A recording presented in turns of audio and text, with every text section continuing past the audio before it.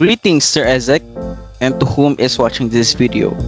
So this is our presentation of our content management system is Community, a web-based content management system for social engagement among PUP students.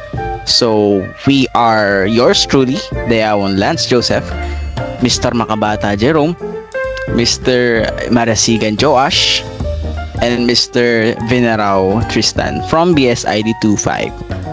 CMS is Community, kaisku ko, connect tayo. So for the project description, CMS is Community is a dynamic web-based community content management system tailored for the QP is community. It allows students to create and share posts, engage with peers through reactions and comments, and receive real-time notifications, all under the moderation of admin users.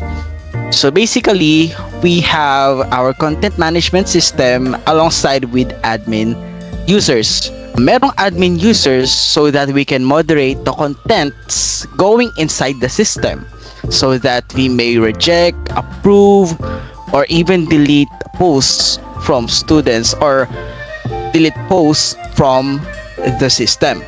This is to moderate the contents. So built using PHP, MySQL, XAMPP, HTML, CSS, and JavaScript. This full-stack web app offers a clean, responsive interface and a smooth user experience, complete with profile editing, image uploads, emoji reactions, and post moderation. Now let's move on to the project scope, objectives, and purpose of the app. In an increasingly digital world, connecting and collaborating with peers is more important than ever. That's why we've developed the CMS is Community app. This application is designed to create a vibrant and engaging online space where PUP students can interact, share, and build meaningful relationships, extending beyond traditional social groups. Over the next few minutes, we'll walk you through the core objectives that guided its development and, most importantly, the vital purpose this app serves in enriching the social fabric of our university. Let's begin by looking at the project scope and its main objectives. Objective 1. To develop a user-friendly community platform. To design and implement a responsive and interactive interface that allows PUP students to create, view, and engage with posts in a social media style environment. Objective number 2. To enable secure multi-role access. To implement a secure authentication system that separates regular users, like students, from administrative users, admins, with appropriate access controls. Objective number 3. To implement full CRUD functionality. To ensure the system supports create, read, update, and delete operations for all major modules. User profiles, posts with image support, reactions, like and hearts, comments, and notifications. Objective number 4. To provide post moderation capabilities for admins. To empower admins to review posts and either approve, reject with reasons, or delete them, ensuring appropriate content is shared publicly. Objective number 5. To facilitate user interaction through reaction and comments. To allow users to post using emojis, hearts, and likes, and to add comments to engage with the content and community. Objective number 6. To deliver real-time notifications. To implement a notification that alerts users of admin decisions regarding their posts and helps improves communication between users and the system. Objective number 7. To ensure data integrity and usability. To use relational database structures with foreign key constraints and cascading actions to maintain consistent and reliable data management. Objective number 8. To support user profile customization. To allow users to personalize their profile with an avatar, username, and bio, and edit them anytime. So what is the overreaching purpose of the CMS Community app? The primary purpose is to enhance social interaction among PUP students by fostering meaningful connections, inclusivity, and collaboration. And to elaborate on that, the app aims to establish a safe and engaging space where students can share, connect, build relationships, and connect beyond traditional social groups. We envision a vibrant online community where PUP students can truly feel connected and supported. So for the coding program, built using HTML, CSS, and JavaScript for the front end to ensure a responsive and user-friendly design that supports seamless user interaction. And for the backend development, we use PHP and MySQL, enabling core functionalities such as user authentication, profile creation, and matchmaking algorithms. And MySQL for efficient management, retrieval, and storage of user data, leveraging relational database structures to maintain data integrity and scalability. For HTML structures, web page content, defining elements like forms and buttons, while CSS stylizes elements for a cohesive and engaging user experience. 5. Synergize these technologies to create an immersive platform for PUP students to connect and engage. For the tools and technology that we use, for programming languages, we use the MySQL, PHP, HTML, CSS, and JavaScript. For the IDE, we use the Visual Code since it is a popular and lightweight open source IDE. For the user interface, we use the HTML, CSS, and JavaScript. Next slide. For the database management system, we use MySQL since it is used to store and manage data using SQL or structured query language. PHP for a server-side scripting language to develop a dynamic website so that we can interact with databases like the MySQL to create functional web pages. And SAMP, since it is a free software package that provides a local server environment. For the database schema, may I call on Lance Joseph Dayawan. Thank you, Mr. Josh. So in this diagram, we can see user profiles, table, user accounts, admin logs, reactions, posts, and comments. So each have their primary keys and have their foreign keys. So here in user profiles, the primary key is profile ID. In user accounts, we have the primary key user ID. Admin logs, log ID. In reactions, we have reaction ID. The primary key in post, we have post ID. And lastly, in comments, we have the primary key comment ID. Each serves its purpose. For the next part of the presentation, front-end presentation, may I call on Mr. Jerome Nakabata. Hi, Sir Ezek. So, ito po yung ginawa po namin na CMS is community, which is CMS stands for Content Management System. So, basically, isa po itong community na which is mas madaling ma-access ng mga admins. Ang admins po natin is either a student or a faculty member or kahit sino po. For example, ito po yung ating mismong register interface. So, yung CMS is community po is ginawa po namin siya para ma-content moderate ng isang admin yung mga post na pinopost ng mga users sa loob ng is community. So, pwede po siya mag-approve, pwede po siya mag-delete, pwede rin po siya mag-reject. Yan. So, yung is community po is like a POP community page sa Facebook. Parang ganun po siya. Pero in a website. So, bale, two birds in one stone na po yung ginawa namin dito. Hindi lang po siya basta content management system, pero at the same time, nagawa na rin po namin yung website mismo nung is community. Ito po yung register page po namin. So here, you can type a username. Pwede rin po mag-type na PUP webmail and password with a maximum of 10 characters. So dito po, syempre, since PUP-yan ka, you should know your webmail. And hindi ka makakapag-sign in, hindi ka makakapag-register sa is community if hindi ka if wala kang scholar ng bayan.pup.edu.ph na email. So, must have yon. So, try po natin gumawa ng isang ng account. Example, user. Right. User. Let's try yung hindi po webmail ng user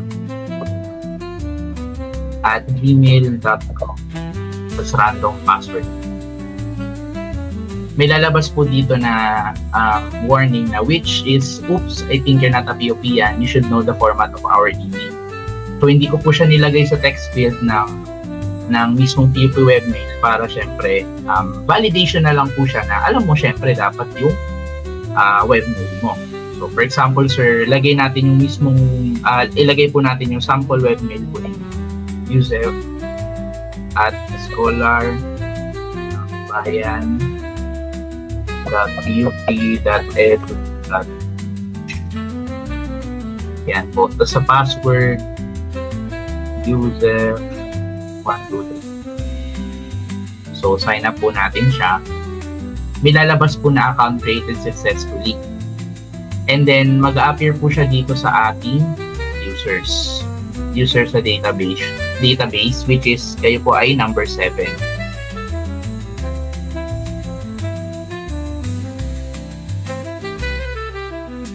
So, bali sir, kapag nilagin po natin yung account po ninyo, yan po, user 123. Yan, login. May kita na po siya dito sa ating database. Yan po. And then, dito po sa may user logs, yan, dyan po may kita. So, bali kung, for example, sir, gusto niyo po maglagay ng profile, ng bio, ng avatar, pwede niyo rin po palitan yung username nyo at magre-reflect din po siya sa database. So, sir, kunyari, lagay natin sa bio nyo, Professor at PUP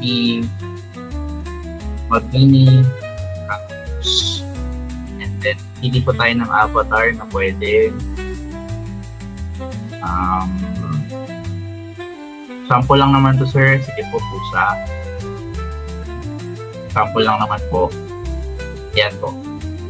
Yan po yung bali pag tinignan po natin dito sa users, magre-reflect po na ayan po yung password po niyo naka-hash para for privacy. And dito sa bio po ninyo makikita po yung Professor at PUP Mabini Campus, yung avatar po na in-upload niya na po siya, and then it's created at ito po yung date ng creation ng account.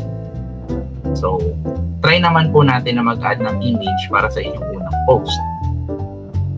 So, add image lang po. Sample, kunwari, ito po, MOA, ganyan. Yan. Tapos, add MOA, Shilin. Yan. Pag pinindot ko po yung post, maglalabas po siya dito sa your posts na meron po siyang status na pending, which is yan po ay iaano ng admins natin, i-approve. So, bali kapag may yung post po ninyo na ginawa, may kita po yan dito sa posts database, which is ito po. Ito po yung user ID nyo, number 7. Moa Chilin, tapos yung image, yan. Tapos yung status po ay pending pa. And then, created, and then yung reason, kapag ni-reject ko po, ano po yung reason? So, punta po tayo sa admin side. Yan. So, bali sir, since pending po ang status nung post nyo, mag-lalagin naman po tayo as admin. So, dito po sa may kita po yung admin accounts, dito po. Yan. Bali, ginawan ko po yung isa-isa sa amin ng admin account. So, bali ako po yung admin 1. Then po, try natin mag-login sa admin. Madedetect po niya na isa kang admin. mapupunta ka dito sa site na to. Yan. So, bali, ito na po yung admin site, sir. Bali, sinimplihan lang po namin para po ma-perform yung CRUD operation dito sa database. And also, for the UI din po ng users. Bali po, may kita po dito yung post po ninyo na pending. So, which is, ayan po yung details. Pero pag ni-review ko po yan, may kita po na ganito. Yan, yung post number 19, tingnan po natin. Double check po natin sa mga posts. Yan. Ang ID po ninyo ay 19. So, tama lang. Yan po. Let's try to approve po muna. Yan. Pag in-approve ko po siya, magiging 6 na po yung approve na post, and then 7 po yung users na nakagawa ng account sa community. And so, bale,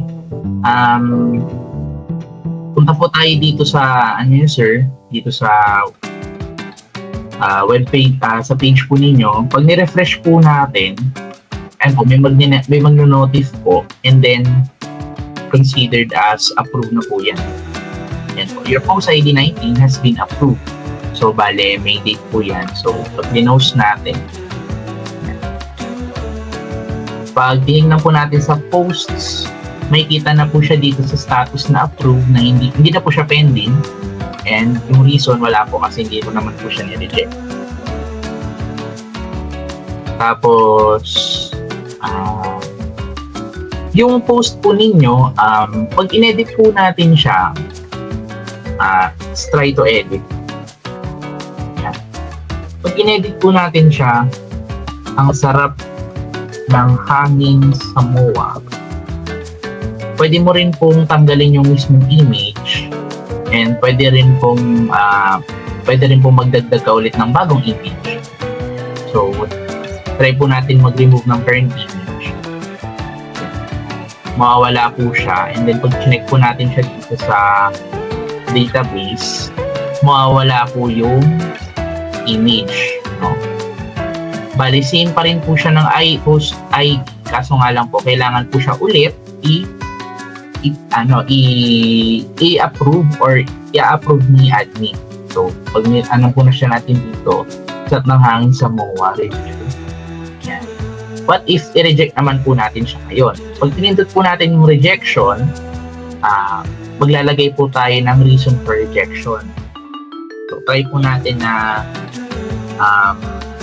maglagay ng 2 short words. Sample lang po.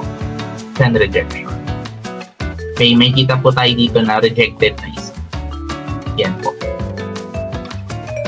Tapos, pag nireload po natin to, magna-notif po sa inyo, yan po, your post ID was rejected based on 2 short words.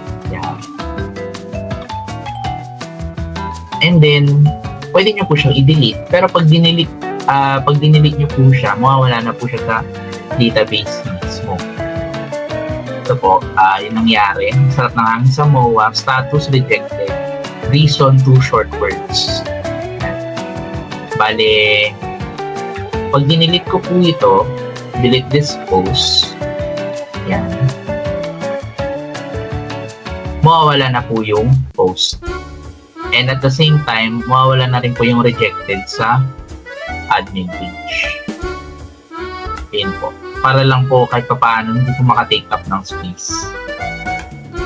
Yan, sa ating local host. Yan. So, try naman po natin magdagdag ng mismong mapopost niyo po para if ever, ano naman po yung itsura niya pagdating sa ating is community page. For example, ito po. Sipag ni Kuya. Post. Yan po. Tapos, i-approve ko po siya dito. Approve. Yan. Mag-notif. So, pagdating sa local host, sa mga posts, nandito na siya. Naka-approve na. Punta naman po tayo dun sa mismong community page. which is ito na po sa is community posts. Yan, mag-a-appear na po dito yung post po ninyo. And may mga ginawa po kasi akong post na for that database lang po. Yan. So, bali, yan po yung para po siyang Facebook feed. Yan. So, try po nating mag-react sa isa sa mga dito. Yan. Naka-react po siya. Naka-heart react po ako sa post na MOA LF Kausap. Pag chinek po natin siya dito sa posts, ay sa reactions, makikita po natin dito, ay sa post po, ang user, ang post ID ng MOA LF Kausap ay 16. Pero pag tinignan po natin siya sa reactions, ang pinaka-latest po is yung post ID 16, ang nag-react si user ID number 7, which is kayo po, ng heart react with the date. Yan. Ayan po yung mismong mangyayari. So, bale, we limit lang po na isang reaction kada isang user lang po. Yan. So, to retrieve, pwede tanggalin. Hindi na pala natatanggal. So, sorry. Try naman po natin mag-comment. Grabe, ang ganda ng MOA. Add comment. So, bali mag-print po yung mismong page, ay yung mismong comment po ninyo. Makikita po siya dito sa comment side. Yan. Ito po yung pinost po ninyo. Ay, ito po yung kinoment po ninyo. Yan po. Tapos, ano pa ba? What if naman po ay dinilit ni admin yung mismong post. Yan, so community, punta naman po tayo sa kung gawa po tayo ulit ng bagong post, which is sample lang naman po. Ang ganda ng code. Ganda ng code ko. Yan, post. Pagdating po dyan, punta po tayo kay admin side. Yan po, i-review po natin, and then I want to delete this post. Ayoko na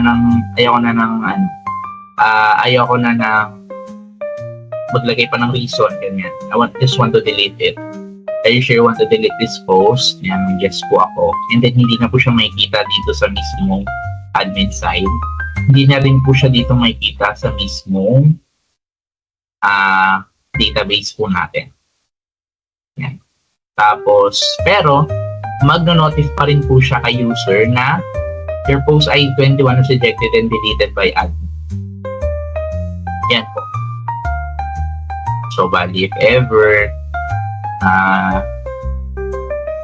so po i-edit yung profile nyo, ganyan. Pwede rin naman pong baguhin po natin yung mga details. Yusef Ezekiel,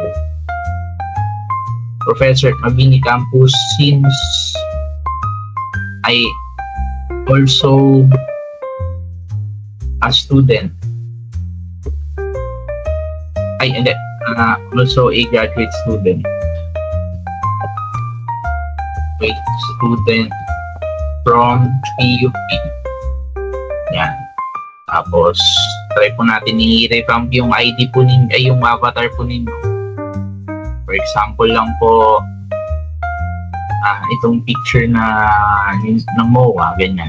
Tapos, save. Yan po, magbabago po siya.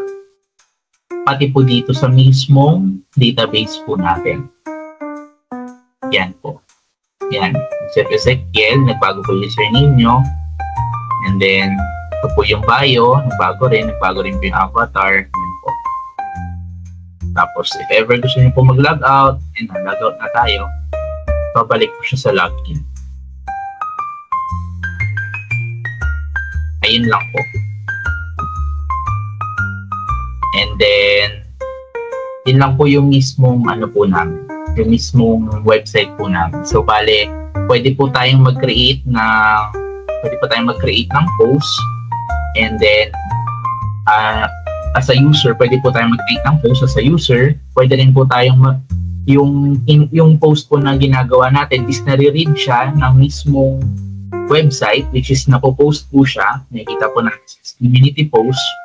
Yung update naman po is yung about naman po dun sa pwedeng i-edit ng user. Yung ng user, yung mismong post niya, pwede niya pong i-edit, tanggalin yung image, or pwede niya pong baguhin yung text. And also, yung delete po, pwede po siyang i-delete ng admin, and also, pwede rin po siya i-delete ng mismong user, yung mga posts. So, yun lang po, sir, for our website. For the team roles, we have the project manager, Lance Joseph Dayawon, the back-end developer, which is ako po, Jerome Makabata, our front-end developer po with